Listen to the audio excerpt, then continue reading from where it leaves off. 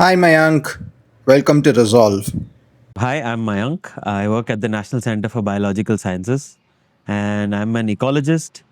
I study interactions between plants, animals, how the climate is changing, how that impacts plants and animals in grasslands. That's been my focus for a while now. So, not surprisingly, I also studied engineering for my undergraduate. So, up until my 11th and 12th standard, I suppose the default is if you're good in mathematics and science, then you gravitate towards either engineering or medical, and the exposure to other streams is pretty low. Just like that, I prepared for engineering. I got into a good engineering college and I studied electrical engineering. And while I was doing that, I realized it was not inspiring enough. And I also didn't want to, be a part of the development model that's being followed globally. So there's something very deeply unsatisfying about it. But I also didn't know what else to do. I would always enjoyed the outdoors. My parents used to take me to, national parks and for bird watching and things like that. So that I had always enjoyed going to the mountains in the Himalayas. So I knew there was something there, but I had no clue one could make a career out of studying natural ecosystems. Absolutely no clue. And so during my engineering days, I was in the summers, I was looking for an internship with some environmental organization. I looked for an opportunity with WWF first, didn't get an opportunity. Then eventually I made it to Kashmir. I was helping out a biologist who was surveying people who were studying black bears and how black bears get into conflict with humans, come to their cherry orchards and so on. And that's when I discovered this whole world of, you can be a wildlife biologist, you can actually study animals and in their habitat. So that was a first turning point.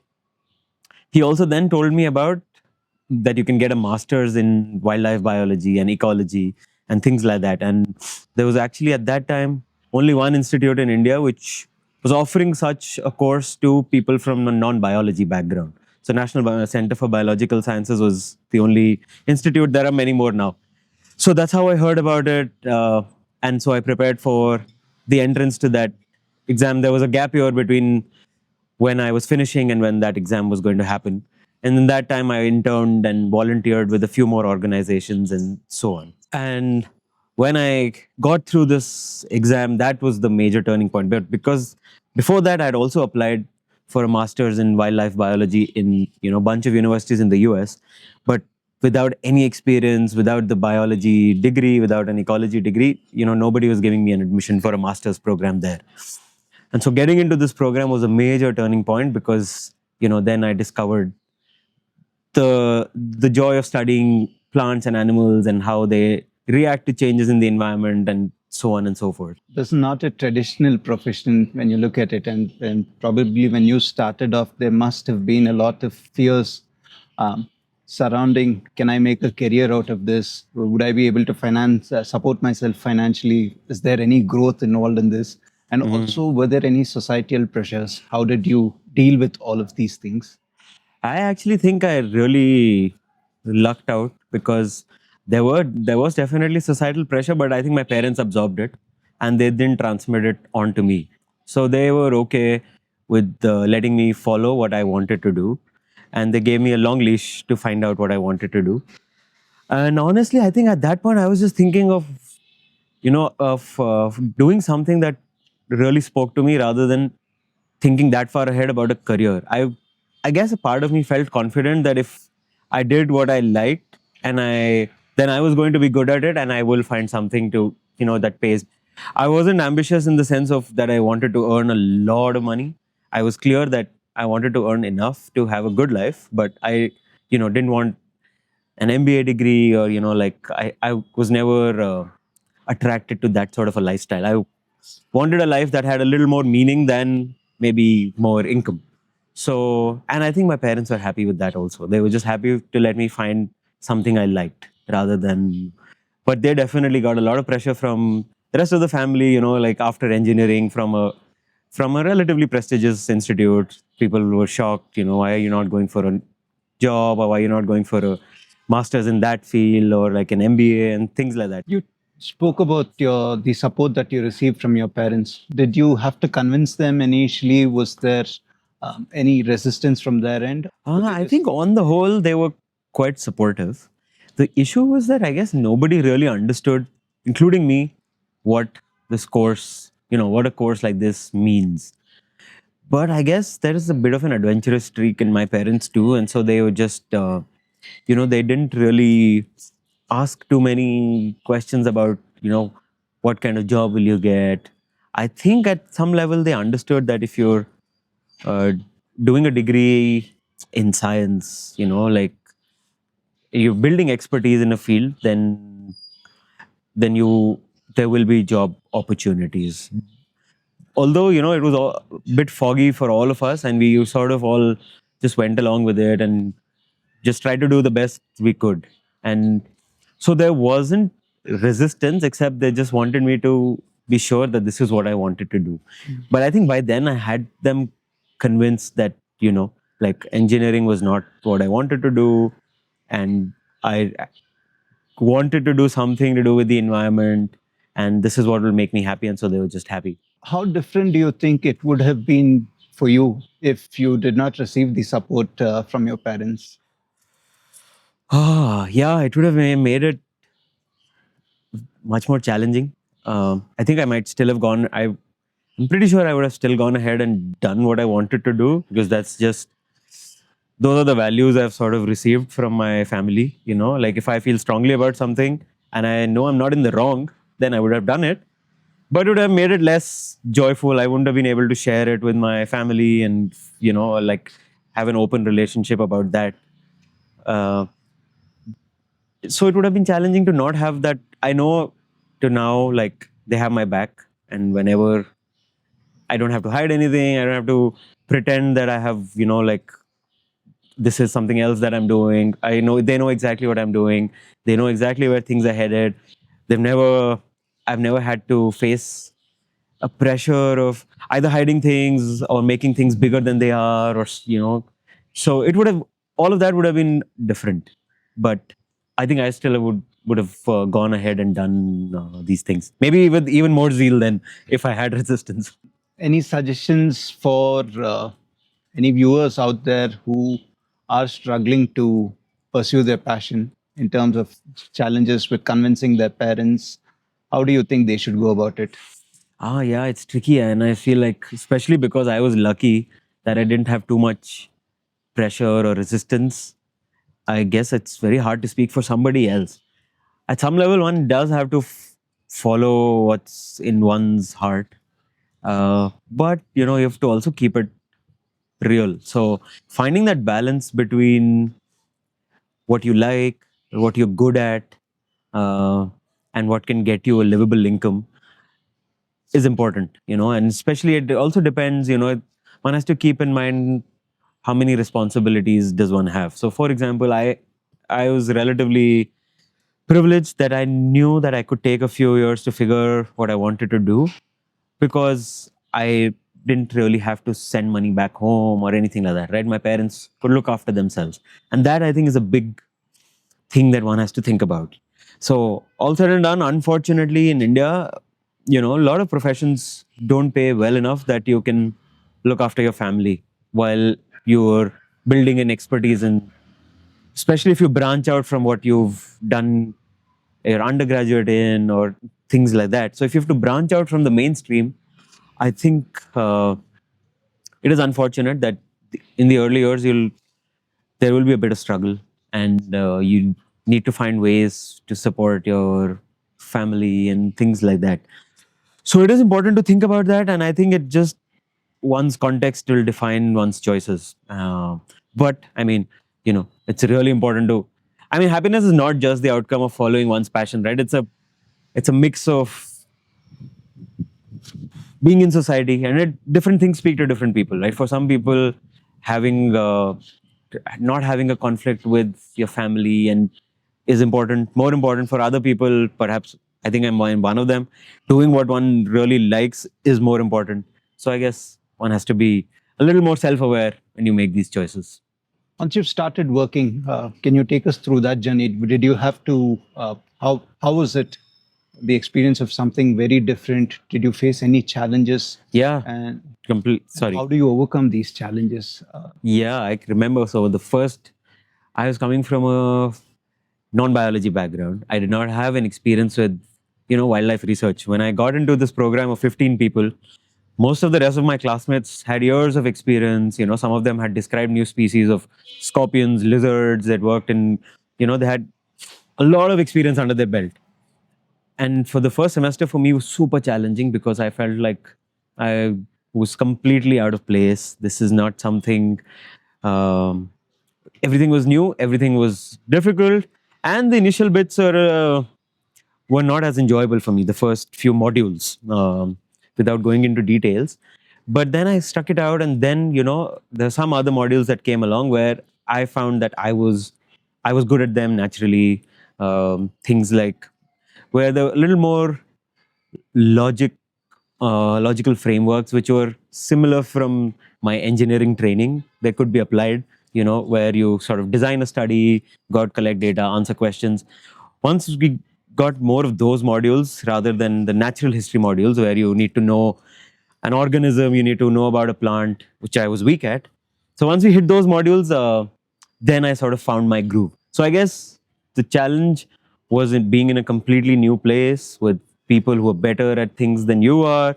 But sticking it out, it's important to stick it out, try and learn as much as you can, and use, my peers, my friends were just so helpful in this. Like, we had a great supportive environment. Nobody made anybody else feel that you're out of place and you don't know enough and all of that. Everyone's just happy to go out and learn about other things and share their knowledge. So just sticking it out, relying on friends, relying on faculty, friends, peers, elders, all of that makes it helps you cope and improve. So you talked about comparing yourself. There's a tendency to put myself down and then question my ability when I compare myself with my peers. How did you overcome these? I mean, it's easier said than done. But it's best not to. So I'm a very one thing I've learned is that finding joy in the process is very important. So the more you can detach yourself from the outcome and enjoy what you're doing, the easier it becomes because then you're not comparing yourself and your journey to other people's journey. Like for me, for example, when I went in for a PhD, lots of people were younger than me. Very few people were maybe older than I was. So everyone's in different stages in figuring their life journeys out. So it's important to give room for that. That everyone's on a different journey. So you just find joy in what you're learning. As long as what you're doing gives you meaning and gives you joy, then I think you tend to compare yourselves less with your friends and peers. Uh, but if you're focused on the outcome, then you can be a little more insecure because obviously someone's going to be better than for some things someone's going to be better than you, other things you might be better, but you focus less on that and you focus more on, did I learn something new, am I having fun, am I having joy, is this giving me meaning? Then I think it helps in the long run. You mentioned that there were a few modules that you were weak at. And Yeah. again, when I don't enjoy something, if I'm bad at something, the tendency is to give up. That's the first thought. Did Yeah. these thoughts come up? And if the thought of giving up did come up, what made you keep moving forward? That's a great question. Those thoughts. I mean, the it became hard, like I was saying.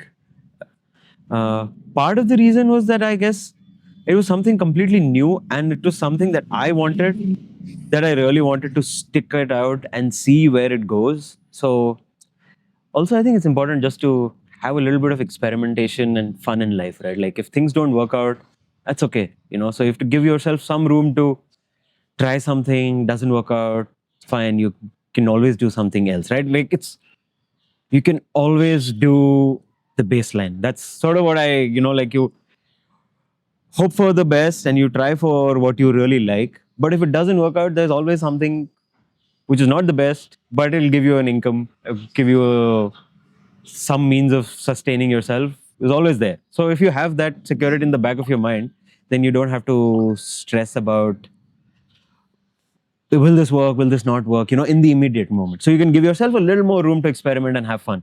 So I guess for me also, the first few months, like I was saying, the first few months were really hard. But then I was having fun and I was doing something that I wanted to do for quite a while and was my own calling. If it was forced upon me, I might have given up very quickly because I would have been like, see, I told you this, I don't like this, and I would have given up. But because I wanted it so badly, I just stuck with it. Any suggestions or advice to young people who'd want to pursue this profession? Yeah, now the field is wide open actually. There's so much more happening than there was 10, 15 years ago. And we get students, young students now coming in who have so much, experience. So I guess my advice would be go out, try a few things, do some internships, help a few people. There are groups in almost every city now that do something with the environment, whether it's a bird watching group, it's a tree watching group, or it's just some sort of a nature group. Just get out there and give it a shot. One thing leads to another. Like for me, that first moment when the first time I went to Kashmir and I met a wildlife biologist, that's just such a turning point because then I was introduced to this idea of you can do a career, you can have a career in this field. Until then, I was a complete blank. So yeah, maybe just give yourself more opportunities to bump into, have these sort of serendipitous moments. So just go out there, try and find some groups that do something in this field, get some experience, talk to people who are already in this field, and there are lots of opportunities in NGOs, in institutes where you can work and get some experience. How do I identify people within the same field? If I'm from a smaller city, it's going to be hard. Or are there any universities, or is there a helpline where I can write to or call them to get more information? Uh, I don't think there's a helpline at all. Universities is one avenue, but it's a small avenue of the total pool. I think there's more non NGO action that's available in most tier one, tier two cities in India, I would say. So, there would be some for specifically for like say something with the environment, something with wildlife, something with nature. There'll be like a nature group, sometimes in schools, sometimes in a local college. You, it's just a matter of trying to either go on the internet, find out what's happening in your city, or go to a nearby college. There'll be an environment group there. Talk to some people. If there's a university, then there'll be a biology department, botany department, zoology department. Those folks, some of them will be interested. They'll be doing some activities around, whether it's watching birds or something like that. Otherwise, it's also good to just come out to a different city where there's lots more happening. Bombay, Pune, Delhi, Hyderabad, Bangalore, of course. So much is happening. Come out for a post college. It's easier. You can come out for your summer holidays and just engage with somebody. And because I think the field in India is right now so small, it's very supportive. It's very encouraging. So people don't turn down younger people who want to join and who are interested. They're happy to just have you tag along and get some experience and exposure. If given an opportunity to go back in time, would you still make the same decisions? Oh, that's very tough. Broadly, yes. Maybe some of the steps along the journey would have been slightly different. But I'm also the kind of person who thinks there's no right or wrong choice. There's just choices and there are consequences. And every time it's like every time you roll the dice, it's going to be a different set of numbers and it's just going to lead you on a different journey along the board. But it's, ultimately it's broadly very similar. It's you're following what you like, and that doesn't change too dramatically between, one set of choices versus the other. So, yeah, broadly speaking, I would have followed a similar avenue, but there could have been, one or two things which I now think with hindsight, oh, maybe I could have done that, or maybe I could have done this. But I don't feel strongly one of them would have been dramatically very different or better than what I did. How do you deal with setbacks or disappointments in your professional front? Oh, I sulk for a day and then I get up and I, get going. Yeah, thankfully, I don't know. I guess, again, cultural values that you have from your parents and family and friends around you makes a big difference. And I've generally imbibed this thing of, you know, get up and get going and things are okay. And I think things will be fine. And what helps really is to not hold on to fixed ideas of happiness or success very strongly. Like I said, if you find joy in the process, then you're, even if you have a short setback, as long as you know you're doing what you like in the medium term, long term, you can, that process gives you enough joy that it gives you motivation to go back to it. So I think that helps me. Done. Fantastic. Thank you so much, Mayank, and wish you all the very best in Yeah. your future as well. Thank you, and good luck to all your viewers.